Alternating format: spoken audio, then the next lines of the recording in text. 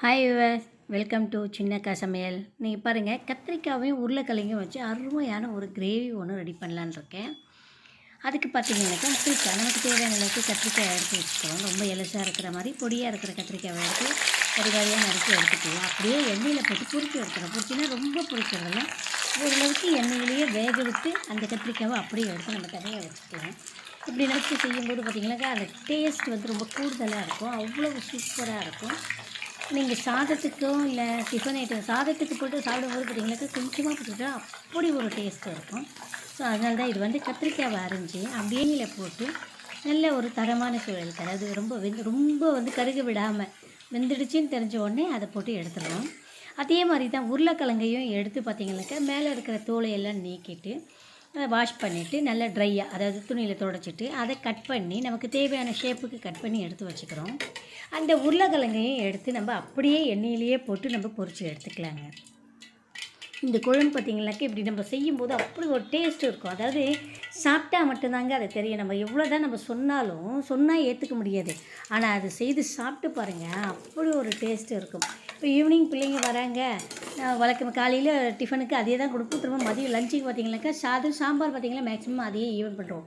ஆனால் ஈவினிங் அவங்க வராங்கன்னும் போது நம்ம இதை ரெடி பண்ணி எடுத்து வச்சுட்டு நம்ம கொடுத்தோம்னாக்கா கண்டிப்பாக பார்த்திங்கன்னா அவங்க வர்ற டயர்டுக்கு அவங்க சாப்பிட்றது பார்த்திங்கன்னா வழக்கத்தை விட அளவு கொஞ்சம் அதிகமாக சேர்த்து தான் சாப்பிடுவாங்க.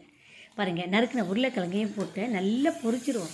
உருளைக்கிழங்கு கூட வந்து பார்த்திங்கனாக்கா நமக்கு பொரிச்சிடுவோனாக்கா நம்ம கருக விட்டோ இல்லை அது மாதிரி இல்லை, ஓரளவுக்கு அது பார்த்திங்கனாக்கா கொஞ்சம் அப்படியே கலர் மாறும். அந்த கலர் மாறும்போது பார்த்திங்கனாக்கா உருளைக்கிழங்கு எடுத்து நம்ம பிடிச்சி அழுத்தி பார்த்தோம்னாக்கா கண்டிப்பாக வந்து வெந்த ஒரு சூழ்நிலைக்கு நிற்கும்.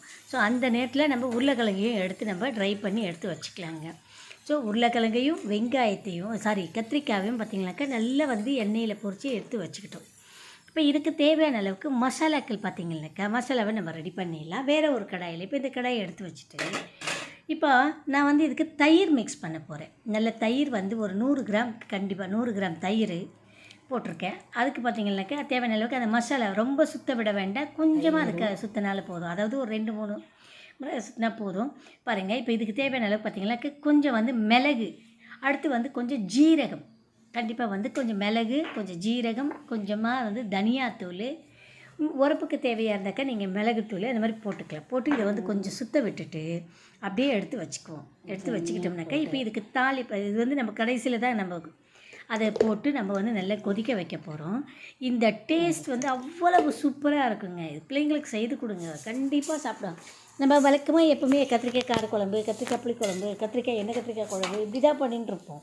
இப்படி கொஞ்சம் ஏதாவது மாறுபட்டு கொஞ்சம் டேஸ்ட் வித்தியாசப்படுத்தி நம்ம செய்யும்போது பார்த்திங்கனாக்கா பிள்ளைங்களாக இருக்கட்டும் இல்லை வீட்டில் இருக்கிறவங்களா இருக்கட்டும் ஓரளவுக்கு வந்து கண்டிப்பாக வந்து விரும்பி சாப்பிடுவாங்க. இப்போ நம்ம தயிரை வந்து மிக்சியில் போட்டு எடுத்து வச்சுக்கிட்டோம். இப்போ நல்லா கடாய் காஞ்சிருச்சு. இதில் பார்த்திங்கனாக்கா கடுகு உளுந்தம் பருப்பு போட்டாச்சு. பெருங்காயம், கட்டி பெருங்காயம் எண்ணெயிலேயே நான் போட்டேன். வெங்காயம் போட்டு நல்லா வதக்குவோம்.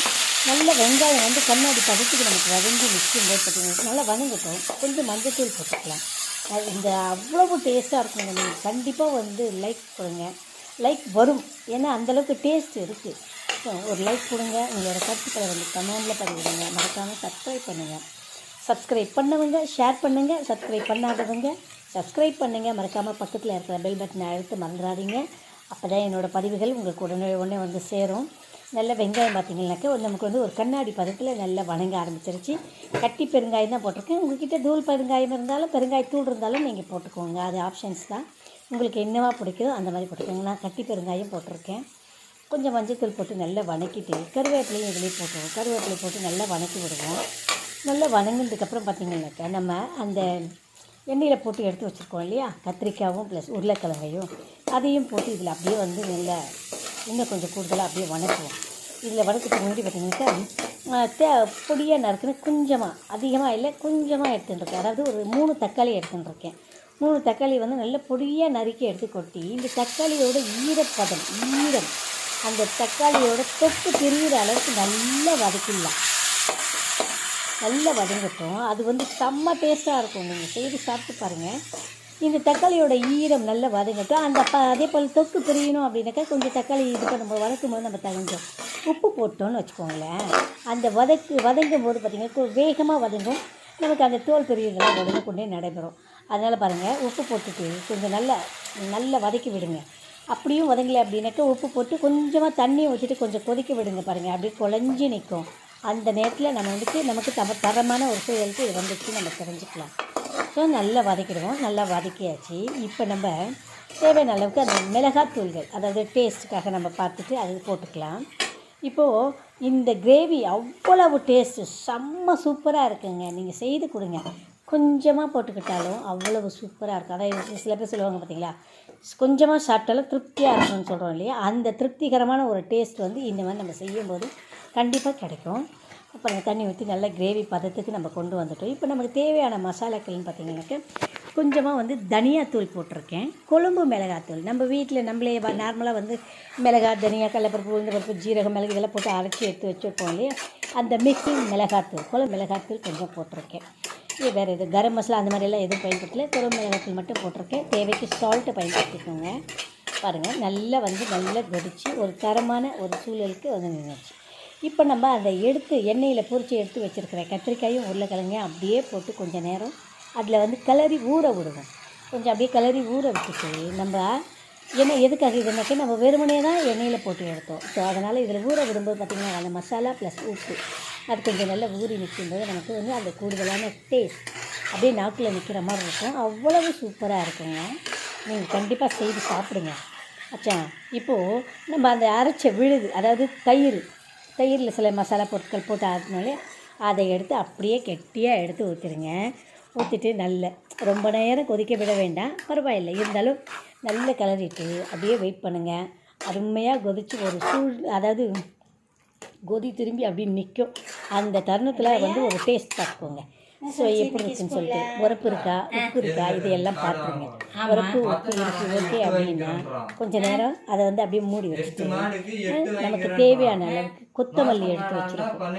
கொத்தமல்லி அலம்பி எடுத்து வச்சுட்டு அப்படியே மேலாப்பில் தூவி இறக்கி பிள்ளைங்களுக்கு பரிமாறுங்க. கொஞ்சம் நேரம் டம் கட்டி வச்சுட்டு கொஞ்சம் பிள்ளைங்களுக்கு எடுத்து பரிமாறுங்க.